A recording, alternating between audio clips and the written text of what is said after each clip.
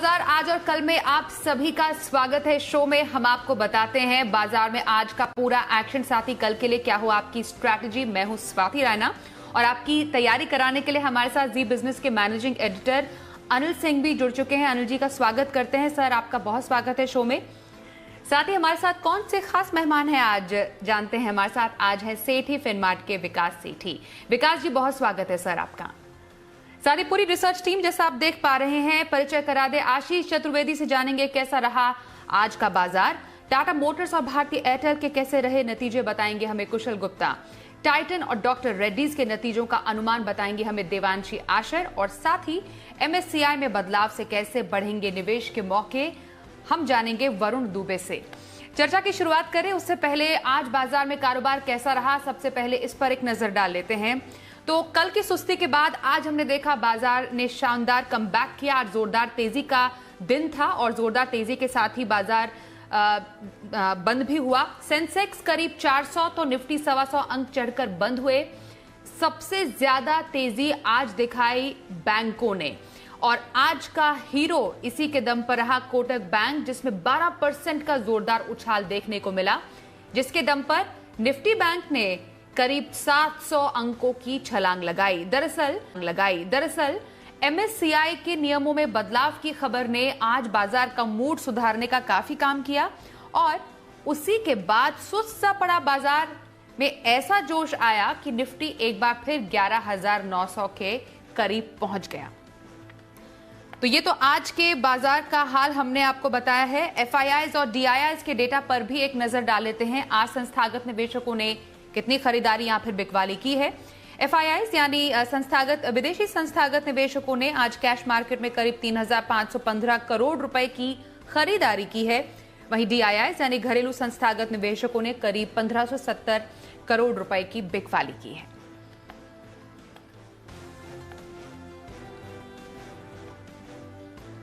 आज के बाजार पर एडिटर स्टे के लिए सीधे अनिल जी आपके पास आ रहे हैं। कल की सुस्ती लेकिन आज की रिकवरी, आज के सत्र को कैसे देखते हैं आप, क्या कारण रहे?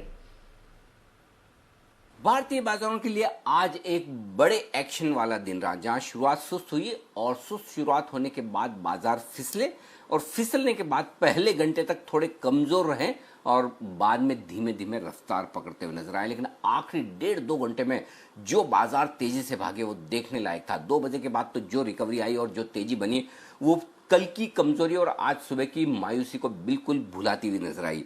जी हाँ, निचले स्तरों से निफ्टी लगभग 250 अंक ऊपर आया और बैंक निफ्टी तो लगभग 900 पॉइंट रिकवर होता हुआ नजर आया। तो बैंक निफ्टी की रिकवरी शानदार रही और निफ्टी के मुकाबले में बैंक निफ्टी 3 गुना ज्यादा बढ़ा, लगभग 3%। और जो आज जो क्लोजिंग हुई है बैंक निफ्टी की 24,770 के आसपास, ये 23 मार्च के बाद की अब तक की सबसे बेहतरीन, सबसे हाईएस्ट क्लोजिंग है। इससे आपको बैंक निफ्टी की ताकत पता चलती है कि किस तरह से बैंक निफ्टी मजबूत रहा और इस पूरी की पूरी बैंक निफ्टी की तेजी की लीडरशिप कोटक महिंद्रा बैंक से आती हुई दिखी है। अच्छे नतीजे और उसके बाद एमएससीआई इंडेक्स में नियमों में बदलाव की वजह से कोटक बैंक आज का स्टार परफॉर्मर रहा ही। लेकिन निफ्टी भी खराब नहीं था, 11,900 पर पहुंचकर बिल्कुल करीब बंद होता हुआ नजर आया। और ये सब तब हुआ जब ग्लोबल मार्केट से संकेत कोई खास नहीं थे, सुस्ती के संकेत थे अमेरिका के फ्यूचर से। हमारे बाजारों के बंद होते वक्त अमेरिका के फ्यूचर्स फ्लैट थे, यूरोप 0.5% मजबूत था। तो ऐसा नहीं कि बहुत तेजी हो और लेकिन उसके बावजूद जो तेजी हुई है वो कॉन्फिडेंस बढ़ाने वाली है। और वो इसलिए क्योंकि पूरी की पूरी रिकवरी जो आई है वो स्क्रीन पर आई है। लगातार खरीदारी के साथ बाजार बढ़े हैं और एक्सपायरी के हफ्ते में स्क्रीन पर बढ़ना अपने आप में बाजार की ताकत दिखाता है। तो वोलेटिलिटी है, इसमें कोई डाउट नहीं, लेकिन इस वोलेटिलिटी के साथ ताकत भी बाजार की साफ नजर आ रही है। और आज के सेशन में जो कुछ एक्शन हुआ वो एकदम बेहतरीन रहा, नीचे खुलकर दिन के हाईएस्ट लेवल के नजदीक जाकर बंद होना। तो ये आज बाजार की खासियत रही और पूरी तरह से दिग्गज शेयरों ने बाजार को लीड करने का काम किया। तो ऐसे में अब अनिल जी से थोड़ी देर के बाद भी हम जानेंगे कि कल अब निफ्टी और बैंक निफ्टी के किन लेवल्स पर नजर रहे और स्ट्रैटेजी क्या होनी चाहिए। सर, आप के पास थोड़ी देर बाद आएंगे, लेकिन उससे पहले आज किन सेक्टर्स में सबसे ज्यादा मजबूती थी या फिर कमजोरी देखने को मिली, ये समझते हैं हमारे सहयोगी से। आशीष चतुर्वेदी का रुख करते हैं। आशीष, आज बाजार में खबरों के दम पर कहां सबसे ज्यादा एक्शन था? देखिए, सुस्त शुरुआत के बाद आखिरी 1.5 घंटे में बाजार में एक बढ़िया उछाल देखने को मिला। जी बिजनेस की जो एक्सक्लूसिव खबर है राहत पैकेज को लेकर, इसका एक असर देखने को मिला। निफ्टी 11,889 के आसपास बंद हुआ और निफ्टी बैंक में देखिए लगभग 3% तक की तेजी देखने को मिली। एक बढ़िया ब्रेकआउट जो है बैंकिंग और फाइनेंशियल स्टॉक्स में आता हुआ देखा गया, लेकिन स्टॉक स्पेसिफिक एक्शन भरपूर था और खासतौर पर वो स्टॉक जो हमने आपको जी बिजनेस पर बताए। इसमें सबसे पहला नाम देखिए जस्ट डायल कंटिन्यूअस स्टॉक में हम देख रहे हैं कि तेजी देखी जा रही है। आज आपको ये स्टॉक सिमी जी ने बताया और दिन के दौरान बढ़िया तेजी यहाँ पर देखने को मिली। इसके अलावा एसीसी जो आपको भसीन जी ने बताया, यहाँ पर लक्ष्य हासिल होते नजर आए। बोरोसिल लिमिटेड आशीष कुकरेजा ने स्टॉक आपको बताया और नेस्ले देखिए यहाँ पर भी दिन के दौरान बढ़िया तेजी देखी गई। ये स्टॉक आपको राकेश कुणाल चार्ट कॉर्नर में बताया गया था। सेक्टर स्पेसिफिक एक्शन की बात करें तो जब भी बाजार में वॉलेटिलिटी बढ़ती है, बैंकिंग और फाइनेंशियल स्टॉक्स लीड करते हैं और आज के सत्र में भी देखिए बैंकिंग स्टॉक्स की तरफ से बढ़िया पार्टिसिपेशन देखने को मिला। बैंकिंग फाइनेंशियल स्टॉक्स में कोटक महिंद्रा बैंक, एमएससीआई में जो इनफ्लोज बढ़ रहे हैं, इसका एक असर देखने को मिला। नतीजे भी बढ़िया रहे। ब्रोकरेज हाउस रिपोर्ट्स जो जारी कर रहे हैं वो भी सपोर्टिव नजर आ रहे हैं। दिन के दौरान देखिए 10% तक की तेजी देखने को मिली। मिड कैप स्पेस से सिटी यूनियन बैंक अच्छी खरीदारी का रुझान देखने को मिला। एक्सिस बैंक और आईडीएफसी फर्स्ट बैंक में भी दिन के दौरान ब्रेकआउट की स्थिति बनती हुई नजर आई। एनबीएफसी स्टॉक्स में देखिए मुथूट फाइनेंस रिकॉर्ड तेजी स्टॉक में देखिए बजाज फाइनेंस अच्छा ब्रेकआउट यहाँ पर देखने को मिला। ईयू स्मॉल फाइनेंस बैंक और लंबे समय के बाद एलएनटी फाइनेंस में भी खरीदारी का रुझान देखने को मिला। फार्मा स्टॉक्स में आप गौर करिए कि खासतौर पर जो एपीआई थीम है, यहाँ पर जो एक्शन है बरकरार देखने को मिल रहा है। इप्का लैब्स, डिविस लैब्स में खरीदारी देखने को मिली। इंडिको रेमेडीज और अल्केम लैब्स जो मिड कैप स्पेस है, यहाँ पर भी खरीदारी का रुझान देखने को मिला। कल हमने आपको बताया था कि ऑटो स्टॉक्स में काफी ज्यादा गिरावट देखने को मिली थी, लेकिन आज निचले स्तरों से ऑटो स्टॉक्स में भी बढ़िया खरीदारी देखने को मिली। खासतौर पर आप देखिए Ashok Leyland, force Motors, Bajaj auto, Tata Motors, Maruti के ने जो फेस्टिव सीजन के आंकड़े रिपोर्ट किए वो भी काफी ज्यादा इंडस्ट्री के लिए सपोर्टिव नजर आए, जिसका एक रुझान देखने को मिला। आईटी स्टॉक्स देखिए कहीं ना कहीं बाजार की तेजी के साथ एक इनवर्स कोरिलेशन साबित हुआ। एलएनटी, इन्फोटेक, सोनाटा सॉफ्टवेयर, टीसीएस, इन्फोसिस और विप्रो में भी ब्रेकडाउन की स्थिति बनती हुई नजर आई। रियल एस्टेट स्टॉक्स में कल भी गिरावट थी और ये गिरावट का जो रुख है आज भी बरकरार देखने को मिला। लगातार लिस्टिंग के बाद हेमिस्फीयर प्रॉपर्टीज यहाँ पर गिरावट देखने को मिल रही है। आज भी स्टॉक लगभग 5% गिरा। Prestige estates, Oberoi reality, Phoenix mills हल्की गिरावट के साथ बंद हुए। सेक्टर स्पेसिफिक डिटेल जानकारी देने के लिए आशीष आपका बहुत शुक्रिया। अब आज के बाजार पर टेक के लिए रुक करते हैं हमारे आज के एक्सपर्ट विकास सेठी जी का। विकास जी, सुस्ती के साथ शुरुआत लेकिन आखिरी घंटे में तेजी, क्या संकेत मिल रहे हैं अभी बाजार से हमें? दूसरा, कल कहां पर अगर खरीदारी करें इंट्राडे के तौर पर तो आप कौन सा पिक सजेस्ट करेंगे और हफ्ते भर की खरीदारी के लिए कौन सा स्टॉक आपका पसंदीदा है?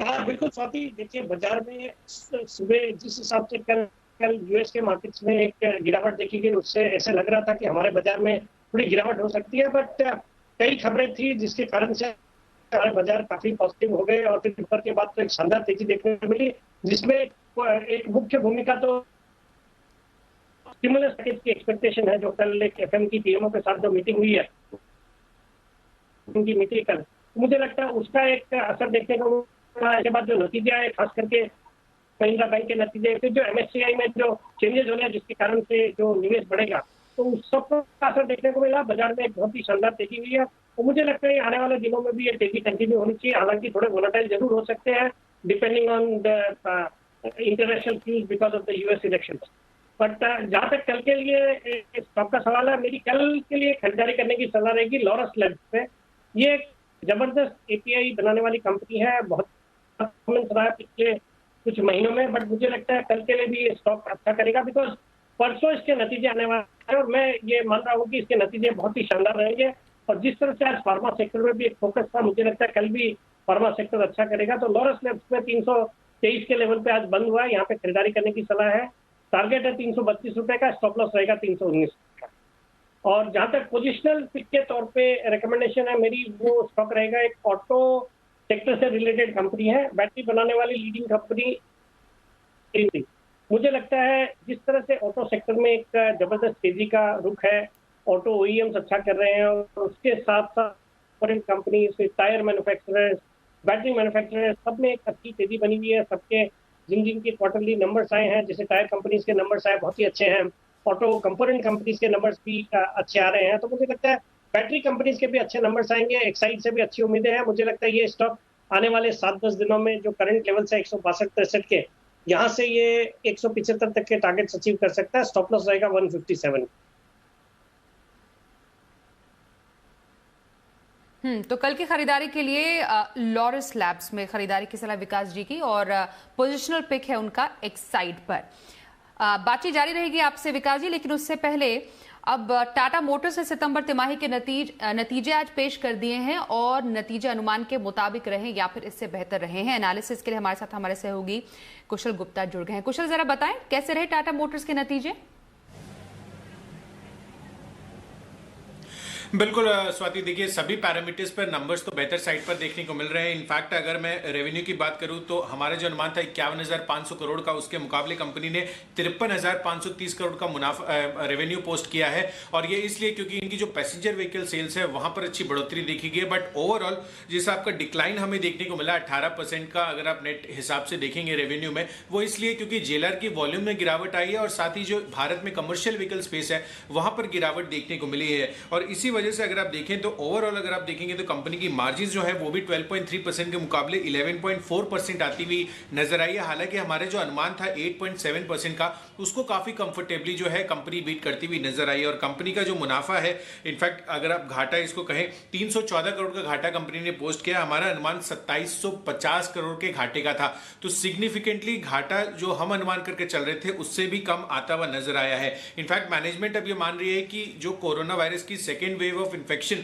आपको यूएस और यूरोप में देखने को मिल रही है, उसके साथ में भी कंपनी जो है ये एक्सपेक्ट कर रही है कि वॉल्यूम जो है वो बेहतर साइड पर होने चाहिए FY21 के एंड तक, और काफी अच्छी डिमांड रिकवरी वो अभी भी इस सेकेंड वेव ऑफ इन्फेक्शन होने के बावजूद भी एक्सपेक्ट करके चल रहे हैं। तो ये काफी पॉजिटिव कमेंट्री टाटा मोटर्स की तरफ से आती हुई नजर आई है। टाटा मोटर्स की बात हमने की कुशल आपसे। भारतीय एयरटेल ने भी नतीजे आज पेश किए हैं। नतीजों में क्या ग्रोथ दिखी है भारतीय एयरटेल के? बिल्कुल स्वाति, आप देखिए यहाँ पर जो नंबर आया है रेवेन्यू का 25,785 करोड़ का, ये हाईएस्ट एवर क्वार्टरली रेवेन्यू जो है भारतीय एयरटेल पोस्ट करने में सक्सेसफुल रही है। आप देखिए कोविड का जो इम्पैक्ट रहा है और जिस हिसाब से डेटा खपत लोगों की बढ़ती हुई नजर आई है, जो वर्क फ्रॉम होम 90-95% IT कंपनियों के लोग काम कर रहे हैं, उस वजह से भी आप देखिए ओवरऑल जो इनकी डेटा यूसेज है वो काफी सिग्निफिकेंटली बढ़ती हुई नजर आई है। और इसीलिए कंपनी का जो आरपू है वो 162 के पास पहुंचता हुआ दिखा है। हमारा जो अनुमान था वो 158 का था, तो वहां पर भी सिग्निफिकेंट बीट है। साथ ही कंपनी की जो आय है 24,450 करोड़ का हमारा अनुमान था, उसके मुकाबले कंपनी ने लगभग 25,800 करोड़ के आय पोस्ट की है। साथ ही कंपनी की मार्जिन्स भी देखेंगे तो हम लगभग फ्लैट एक्सपेक्ट करके चल रहे थे 44% पर क्वार्टर ऑन क्वार्टर अगर आप देखेंगे तो यहां पर भी ऑलमोस्ट 1.3% की बढ़त हमें इनकी मार्जिन्स में भी देखने को मिली। और कंपनी का जो घाटा है वो भी सिग्निफिकेंटली रिड्यूस हुआ। इनफैक्ट पिछले क्वार्टर में उन्होंने 11,700 करोड़ का एक एक्सेप्शनल लॉस लिया था, पर अभी हम जो अनुमान कर रहे थे 300 करोड़ के घाटे का, उसके मुकाबले केवल 34 करोड़ का घाटा ही कंपनी ने पोस्ट किया है। तो ओवरऑल नंबर्स आप भारतीय एयरटेल के भी देखेंगे तो वो अनुमान से बेहतर रहे। जी बहुत शुक्रिया कुशल, दोनों ही नतीजों पर बातचीत करने के लिए आपका। विकास जी, दोनों पर ही मैं आपसे राय जानना चाहूंगी। टाटा मोटर्स पर क्या आपकी राय है, क्या किया जाना चाहिए इस पर्टिकुलर स्टॉक में, और भारतीय एयरटेल पर क्या स्ट्रैटेजी रहे? बिल्कुल स्वाति, देखिए जो दोनों ही नंबर्स आए, दोनों ने ही बाजार के एस्टिमेट्स के को बीट किया है पॉजिटिवली। जहां तक टाटा मोटर्स का सवाल है, जैसे अभी कुशल भी बता रहे थे, जो बाजार ने एक्सपेक्ट किया था जितना बड़ा नुकसान दिखाएगी कंपनी, उसके कंपैरिजन में बहुत ही कम थोड़ा नुकसान आया है, तो डेफिनेटली एक पॉजिटिव बीट है। और उसके अलावा भी बाकी पैरामीटर्स पे भी टाटा मोटर्स ने अच्छा किया है, और जो अभी मंथ ऑफ मंथ इनके सेल्स नंबर्स आ रहे हैं वो भी काफी अच्छे आ रहे हैं। JLR के नंबर्स भी जो US से, चाइना से, UK से आ रहे हैं वो भी काफी पॉजिटिव है। तो ऑल इन ऑल मुझे लगता है इन नंबर्स को बाजार को पॉजिटिवली लेना रहेगा, और मुझे लगता है इस स्टॉक में यहाँ से अच्छे अपसाइड बिल्कुल देखे जा सकते हैं आने वाले दिनों में। और जहां तक भारतीय एयरटेल का सवाल है, उसके भी नंबर्स बहुत ही पॉजिटिव है compare to what the markets were expecting. हालांकि कंपनी ने लॉस बताया है, बट उससे बहुत बड़े लॉस की उम्मीद थी। और बाकी मार्जिन्स में बहुत अच्छा इंप्रूवमेंट है। फिर आरपूस भी जो आए हैं 157 से बढ़कर 162 हो गए हैं। और ऐसे भी जो टेलीकॉम सेक्टर है वो ड्यूरिंग लॉकडाउन अच्छा कर रहा है। तो ऑल इन ऑल अच्छे नंबर्स है। फिर स्टॉक अपने हाइट से काफी पिटा हुआ है, हालांकि पिछले 2-3 दिनों में in anticipation of good results stock थोड़ा चला है, बट इन लेवल्स पे भी बिल्कुल खरीदारी करने की सलाह है। और कोई कारण से स्टॉक में कुछ प्रॉफिट बुकिंग आती है तो डेफिनेटली बहुत अच्छी अपॉर्चुनिटी होगी आने वाले महीने 2 महीने के हिसाब से भी इस स्टॉक में निवेश करने का। मुझे लगता है ये स्टॉक यहाँ से बहुत अच्छे अपसाइड आने वाले दिनों में दिखा सकते हैं। जी विकास जी, चलिए आगे बढ़ते हैं और बात करते हैं एमएससीआई में बदलाव की। इससे बढ़ेंगे निवेश के मौके और क्या इससे फायदा होगा, ये समझते हैं। पूरी खबर को अच्छे से हमारे से होगी वरुण दुबे से। वरुण बताएं। देखिए, एमएससीआई दरअसल भारत की जो कंपनीज है उनके विदेशी ओनरशिप के क्राइटेरिया को बदलने वाला है और ये बदलाव जो होंगे वो 30 नवंबर के क्लोजिंग यानी कि 1 दिसंबर से होने वाले हैं। आपको याद होगा कुछ समय पहले दरअसल भारत ने अपनी जो कंपनीज है उनके एफपीआई नियमों को बदला था, जो विदेशी निवेशक है उनके नियमों को बदला था और उसको सेक्टर से जोड़ा था। तो इसका असर अब एमएससीआई के इस रीबैलेंसिंग में देखने मिल रहा है, जिसके चलते काफ़ी हद तक इंडियन कंपनीज में खरीदारी हो सकती है। इस कदम के चलते दरअसल एमएससीआई इमर्जिंग मार्केट्स में इंडिया का जो वेटेज है वो बढ़ने वाला है। 8.1% से बढ़ के ये 8.7% हो जाएगा और करीब $250 करोड़ के आसपास का जो निवेश है वो भारतीय कंपनियों में आ सकता है, यानी करीब करीब 19,000 करोड़ के आसपास का निवेश भारतीय कंपनी में आएगा। और इसमें सबसे ज़्यादा निवेश अगर किसी कंपनी में आएगा तो है कोटक महिंद्रा बैंक, जिसका वेटेज जो है बढ़ के 2.1% होने वाला है और करीब करीब 5,000 करोड़ के आसपास का निवेश इस कंपनी में आ सकता है। वहीं अडानी ग्रीन में करीब 2,200 करोड़ के आसपास का निवेश, Bajaj finance, L&T, Asian paints, Britannia, Nestle, ये तमाम वो कंपनीज है जिनका वेटेज जो है वो बढ़ सकता है और इसमें काफ़ी हद तक जो विदेशी निवेश है वो आ सकता है। खासकर अगर आप देखें तो एफएमसीजी, फार्मा और पावर, ये कुछ सेक्टर्स है जिसमें ज़्यादा से ज़्यादा निवेश आने का अनुमान लगाया जा रहा है और इसी के चलते आपने देखा कि इन स्टॉक्स में अच्छी खासी खरीदारी भी आज देखने मिली है। शुक्रिया वरुण, इस पूरी खबर पर और डिटेल में जानकारी देने के लिए आपका। अब वक्त हो गया है शो के खास सेगमेंट शर्मा जी के ऑप्शन का।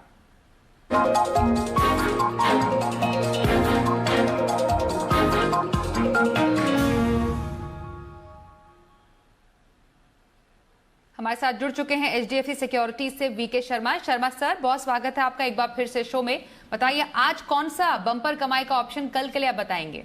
जी नमस्ते जी, और आपके दर्शकों को मैं 2 स्टॉक्स दे रहा हूँ ऑप्शंस के लिए, पर ये बात पहले बताना आवश्यक है कि ये कोई इन्वेस्टमेंट कॉल नहीं है, ये एक ऑप्शन कॉल है और जिसका एक स्टॉप लॉस दिया गया है और अगर ये 4 दिन के अंदर न स्टॉप लॉस और न टारगेट हो तो आप बाहर निकल जाइए।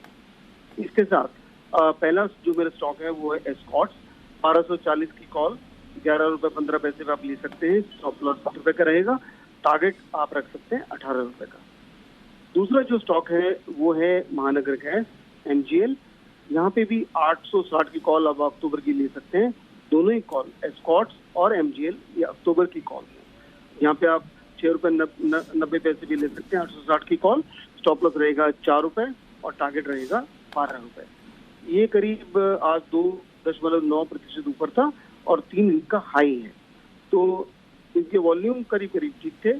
तो एस्कॉर्ट्स और एमजीएल दोनों ऐसे सेक्टर से कंपनियां हैं जो जहाँ पे कोई वेटेज बढ़ नहीं रहा है, तो इनका जो मूवमेंट था वो मार्केट से थोड़ा नॉर्मली था।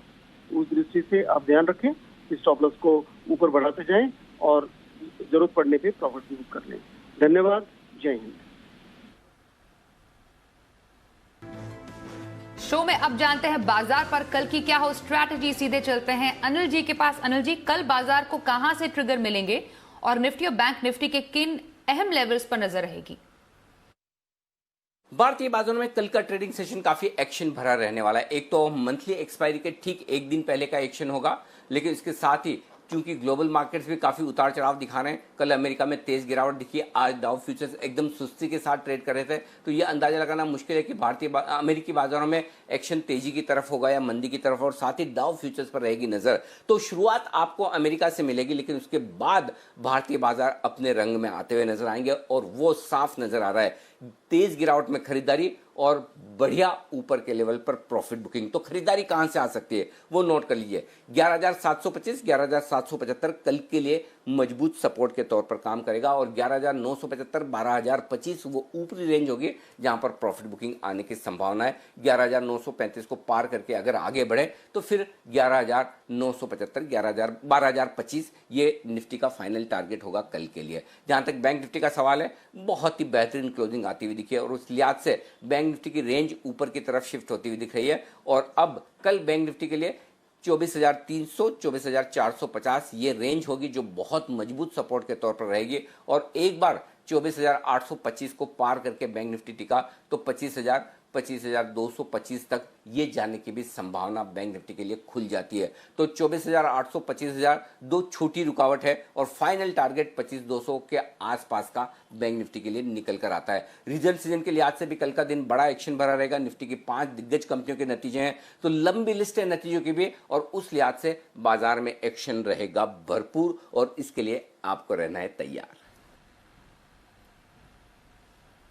शुक्रिया अनिल जी हमसे शो में शामिल होने के लिए और बातचीत करने के लिए। अब सीधे विकास सेठी जी आपका रुख कर रहे हैं। लॉन्ग टर्म स्ट्रैटेजी किस स्टॉक में रहे सर? मतलब 6 महीने से 1 साल तक का नजरिया हो तो कहां पर खरीदारी की सलाह देंगे?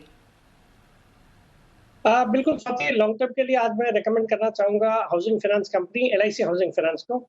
एक देखिए जबरदस्त कंपनी है जो कि हाउसिंग फाइनेंस सेक्टर में है, और अगर आप वैल्यूएशन के लिहाज से देखें तो इसकी जो पीयर है, जो HDFC है, जो सेक्टर लीडर है, उससे कंपेयर करें तो बहुत ही सस्ते वैल्यूएशन पे ये स्टॉक ट्रेड करता है। आप प्राइस टू बुक वैल्यू के हिसाब से देखें तो वो स्टॉक जहां 3 के प्राइस टू बुक वैल्यू पे ट्रेड करता है, ये 0.83 मतलब बुक वैल्यू से भी नीचे ट्रेड करता है। फिर जहां तक पूरे सेक्टर का सवाल है तो सेक्टर बिल्कुल फोकस में है। जिस तरह से सरकार एक रियल एस्टेट सेक्टर को सुधारने में लगी हुई है, हाउसिंग पे सरकार का फोकस है। फिर हाल ही में हमने देखे जितने भी रियल एस्टेट कंपनीज जो अच्छी क्वालिटी की कंपनीज है, जैसे ओबरॉय रियल्टी के नतीजे बहुत ही शानदार आए, even Zobah developers is doing well. मुझे लगता है ये जो सेक्टर है बिल्कुल अच्छा परफॉर्म करेगा, और उसके ऊपर जो हाउसिंग फाइनेंस कंपनीज है, खास करके जो कंपनियां अफोर्डेबल सेगमेंट को कैटर करती है, वहां से अच्छे नतीजे की उम्मीद है। मुझे लगता है LIC हाउसिंग फाइनेंस एक अच्छा विकल्प हो सकता है विद इन द स्पेस, और फंडामेंटल्स बहुत ही अच्छे हैं। और फिर जो लो इंटरेस्ट रेट की रेजिम चल रही है उसका भी एक फायदा होना है। फिर बैलेंस शीट की क्वालिटी बहुत अच्छी है, कॉस्ट ऑफ फंड्स भी कम है। मुझे लगता है ऑल इन ऑल एक अच्छा स्टॉक है from a long term point of view. इस स्टॉक को करंट लेवल्स पे जो 300 के आसपास ट्रेड कर रहा है वहां पे खरीदारी करने की सलाह है, और आने वाले 9 से 12 महीने में मेरा इसमें 425 रुपए का target. Long term strategy LIC housing finance में बनाने की सलाह विकास सेठी सर की। चलिए अब ऑप्शन की किस रणनीति से कल आपको मिलेंगे कमाई के मौके, ये जानते हैं।